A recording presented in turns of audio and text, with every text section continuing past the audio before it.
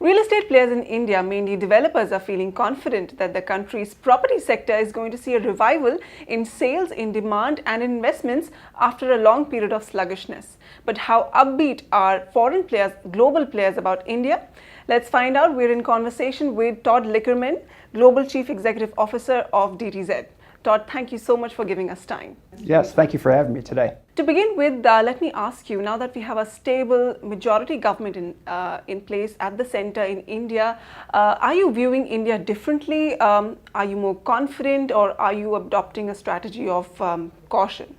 Well, sure. So we're a services company, so we enable services, either corporates coming in and out or investors deploying capital. And anytime the government gets easier to work in a place like India and easier to process decisions through, that's a good thing. I think it'll attract more outside investment. I think you'll see the corporates expand here a little bit more freely, and it should be just a good thing in general for business, which is good for our business because we can help house them and we can help get the projects done, and it should just create more fluidity. So there's a lot of excitement in the air in India today. So a lot of excitement in the air in India. Which sectors, which segments in the Indian real estate market are you looking at? Where do you see growth happening? Where are the opportunities?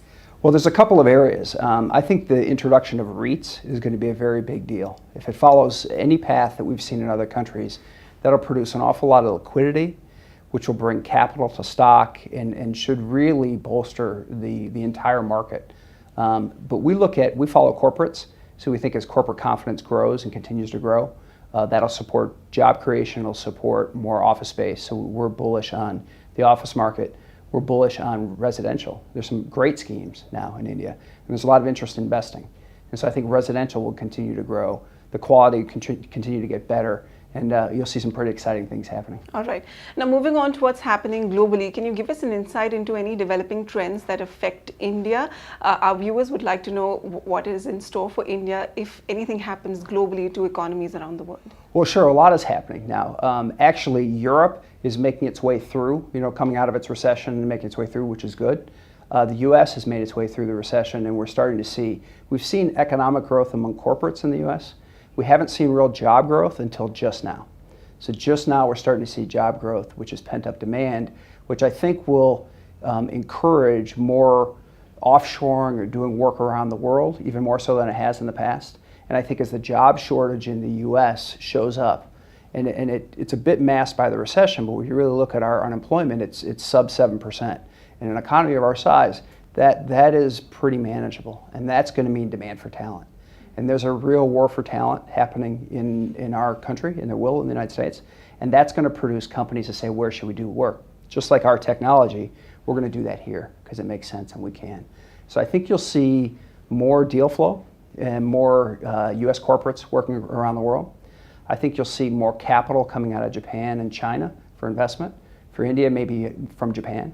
But there's an awful lot of pent-up capital in Japan that will find its way to Europe, find its way to the US, and find its way to India, I think, in a big way. Okay. Should we be concerned about the rumored property bubble people keep talking about in China? Is there something like that even happening in China? How much truth? Well, there's an awful lot of popularity of property in China, and there's a lot of cash. There's a lot of capital tied up in China, and big families, big concentration of capital.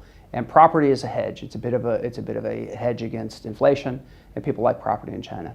So there is a bit of a enthusiasm around property. There's also growth, though. There's just pure inflationary growth in China, which will help that quite a bit.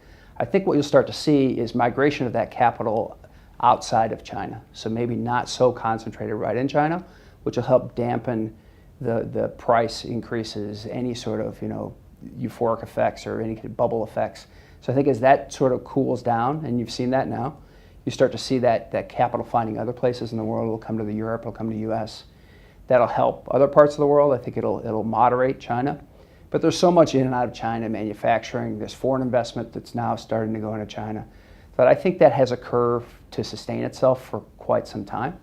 So I don't see a bubble, in terms of a big bang there right now. But there has been a lot of enthusiasm over the years. Coming back to India, in recent weeks, recent months, when the new government came in, a number of announcements have been made, especially with respect to creating these new cities. 100 new smart cities is their vision, creating housing for all by 2022. So as a global property player, how excited are you about these plans, or do you think it's just too futuristic to even think about now? No, I think it's very exciting, because if you look at places like China, where they led building cities from the center, they did it to deploy capital to create jobs. It was done as part of a plan. I think India is going to be the other way around. I think it's going to be more bottoms up. There's more demand. It's more customer related, and the cities will come up around real, true pent up demand. And if you look at the demographics in India, it's quite a young country. And as you look at that, you look at housing needs and infrastructure needs. It's going to be a pretty exciting time, and the real question will be is, can the capital be deployed, in the right way, and can it do it in a way that's truly Indian and makes sense? But I think the Indian economy and management style and the entrepreneurialism that exists and the democracy that exists in India will make it fit right for India. And I think it's going to be an exciting time. We're happy to be part of it. There's a lot of talk that a lot of these foreign investors are waiting on the sidelines, waiting for that right signal to come re-enter India. What are you hearing from your colleagues abroad, from your industry fellows? Are they now once again looking at India to invest? Yeah, I think it takes two things. One, it takes health at home. So the foreign investors need to feel good, or need to have access to their capital, or the positiveness to actually deploy. And I think that's gotten good really across the board. And then it takes, can it happen? And I think if India has had any challenge, it's been how difficult is it to actually, how do they really feel about foreign investment? And how difficult is it to execute?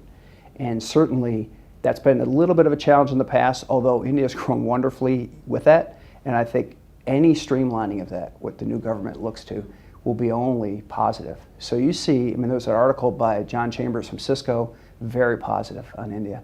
And so we only hear hopeful, positive things. So I think there's some first steps to do, but I think you'll see corporate sentiment and investor sentiment be quite open to. Okay, and lastly, what is your outlook for property markets in India, commercial or residential? Where do you see them headed in terms of growth? Where do you see the opportunities? Well, I think it's going to follow GDP in many ways, right? So I think you have to look at what the new government's going to do. All indications are positive, are very positive. So I think sentiment from outside the country is high, is good, and is hopeful.